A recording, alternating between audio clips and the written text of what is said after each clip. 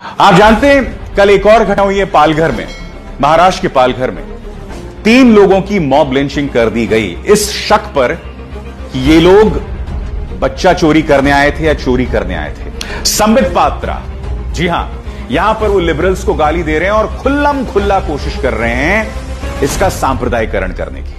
आज मैं संबित पात्रा तुमसे एक सवाल पूछना चाहता हूं। इसी कार्यक्रम की शुरुआत में मैंने आपको बताया करीब 2.5 लाख उड़िया मजदूर बद से बदतर हालात में गुजरात में जीने को मजदूर हैं। संबित, क्या तुमने कभी आवाज बुलंद की उड़िया मजदूरों के लिए? पुलिस की नजरों के सामने पुलिस वहां खड़ी रही और 3 लोगों की मॉब लिंचिंग कर दी गई, जिनमें 2 हिंदू साधु संत थे।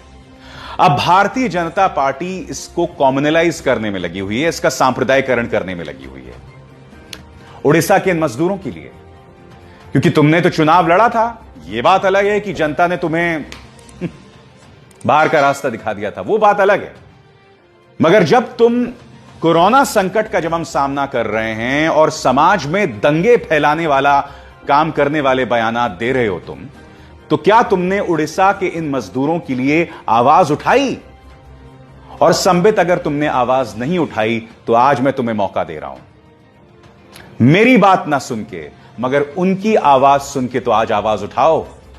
है तुम में हिम्मत संबित पात्रा उड़ीसा के उन मजदूरों के लिए आवाज उठाने की जो बेचारे वहां गुर्बत में जीने को मजबूर हैं, बदतर हालात में जीने को मजबूर हैं, वो जगह जिसे गुजरात मॉडल का नाम दिया गया? तुम्हारी हिम्मत कहां है संबित? कहां से तुम सवाल खड़ा करोगे अपनी ही गुजरात सरकार पे? और इनके आपके स्क्रीन पर ये शख्स, ये एचडी कुमारस्वामी, पूर्व मुख्यमंत्री कर्नाटक के। इसी कोरोना संकट के दौरान इनके बेटे की शादी हुई, तस्वीरें आपके सामने हैं। और जब इनसे बाद में पूछा गया तो ये कहने लगी कि हमने 12 से 13 डॉक्टर्स से सलाह मशवरा किया था। इन धन्ना सेठों, इन रसूख के लोगों और गरीबों में जो फर्क है ना दोस्तों, वो शर्मनाक है।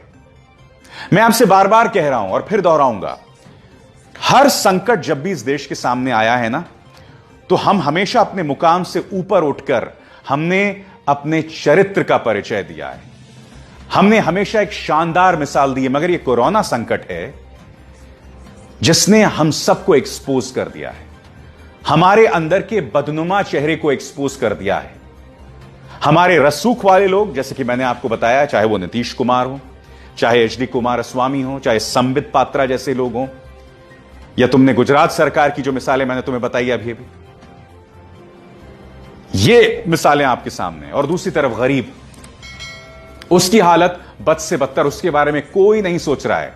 सारे नियम कानून उसी गरीब के लिए हैं, इन रसूख वालों के लिए नहीं है। आज इस संकट ने हम सबको आईना बताया है कि हम अंदर से कितने बदसूरत हैं।